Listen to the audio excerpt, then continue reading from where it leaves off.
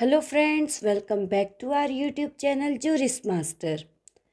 सो friends, जब हम कोई भी एक्ट या लॉ पढ़ते हैं तो उसमें कोई एक सेक्शन ऐसा होता है जो उस एक्ट में यूज़ होने वाले इम्पॉर्टेंट वर्ड्स को डिफाइन करता है।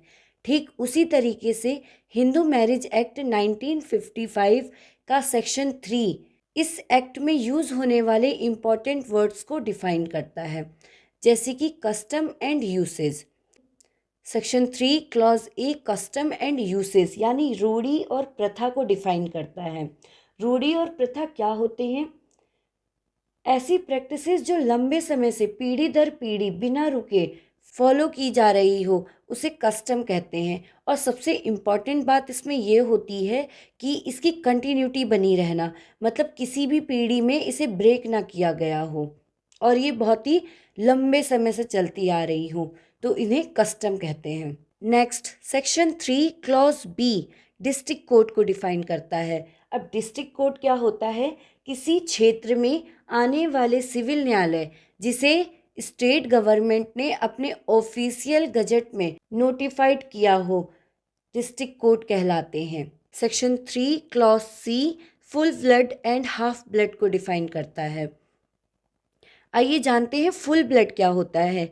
माना कोई मेल है और एक फीमेल है, इन दोनों की मैरिज हुई और इनसे जो बेबी हुए, इनके जो बच्चे हुए, उनके बीच में जो संबंध होगा वो फुल ब्लड का संबंध होगा।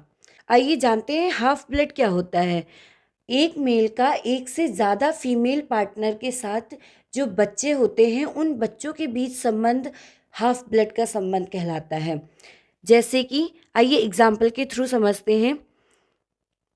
माना एम एक मेल है जिसकी F1 एक फीमेल के साथ पहले शादी हुई, फिर इन दोनों का एक बेबी हुआ। फीमेल की मानते हैं डेथ हो गई या फिर हो सकता है कि इनके बीच में डाइवोर्स हुआ हो। फिर ये मेल F2 नाम की एक महिला से शादी करता है, फिर इन दोनों का एक बेबी होता है। अब इस बच्चे और इस बच्चे के बीच में जो संबंध होगा, अब वो हाफ ब्लड का संबंध होगा।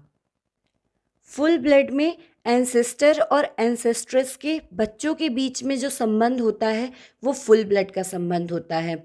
बट हाफ ब्लड में जो एंसेस्टर होता है वो एक होता है, बट एंसेस्ट्रेस अलग अलग होती हैं।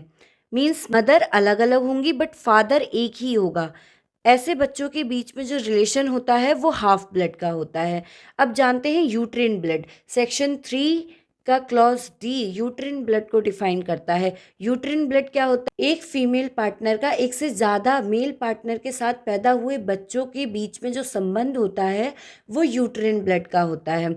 फॉर एग्जाम्पल, एफ नाम की एक महिला है जिसकी M1 नाम के एक पुरुष के साथ में शादी होती है, फिर इन दोनों का एक बेबी होता है।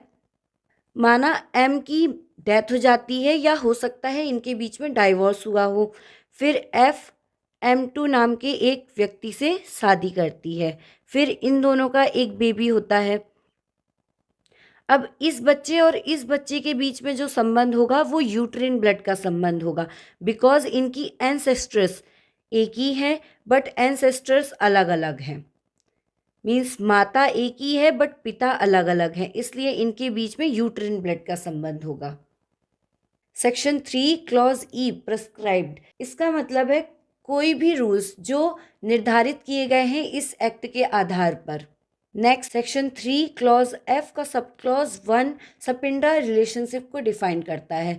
अब सपिंडा रिलेशनशिप क्या होते हैं? मदर की पीढ़ी से 3 पीढ़ी ऊपर और फादर की पीढ़ी से 5 पीढ़ी ऊपर तक के रिलेशन सपिंडा रिलेशन कहलाते हैं। इसमें वो व्यक्ति भी शामिल होगा जिससे इस पीढ़ी को गिना जा रहा होगा। मानिए ये एक व्यक्ति है, इसकी मदर, फिर उसकी मदर की मदर, ये 3 पीढ़ी के बीच में जो रिलेशन है वो सपिंडा रिलेशन है। इसी तरीके से एक व्यक्ति है, उसके फादर, फिर फादर के फादर, फिर फादर के फादर के फादर, फिर फादर के फादर के फादर के फादर, इन 5 पीढ़ियों के बीच में जो संबंध है वो सपिंडा रिलेशन कहलाएगा। सेक्शन 3 क्लॉज एफ का सब क्लॉज 2 कहता है व्हेन टू आर सपिंडा। कब दो व्यक्ति सपिंड कहलाएंगे? दो व्यक्ति आपस में सपिंड तब कहलाएंगे जब उनमें से एक दूसरे की सपिंडे नातेदारी की सीमा में आ रहा होगा।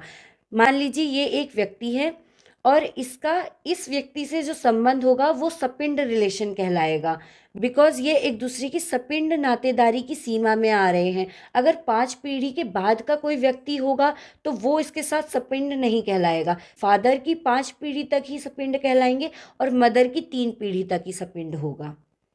अब लास्ट में आते हैं सेक्शन 3 क्लॉज जी में, डिग्री ऑफ प्रोहिबिटेड रिलेशन।